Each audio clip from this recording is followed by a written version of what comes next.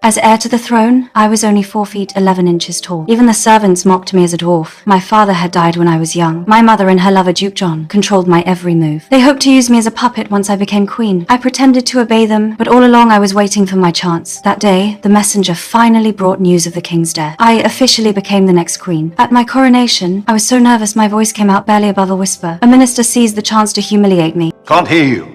My private aide gave me a reassuring look. I quickly regained my composure. After the ceremony, my mother and Duke John claimed they wanted to help me secure power, but I already saw through their scheme. I am my father's daughter, the granddaughter of a king, and I believe I shall find my own way, and if I require advice, I will ask for it. It was the first time I'd ever stood up to them. They were stunned, but I knew that as long as Duke John stayed in the palace, my crown would never be safe. At a banquet one evening, I noticed my mother's maid with a swelling belly. I suspected she was having an affair with Duke John, so I ordered the doctor to examine her. The result shocked me. She wasn't pregnant, she had a tumor. She died soon after. Duke John exploited her death, turning it into a scandal. The nobles and the people condemned me. When I turned to my mother for support, she too blamed me and told me to apologize to Duke John. I couldn't take it anymore. You have always said you wanted to protect me, but you have never protected me from him.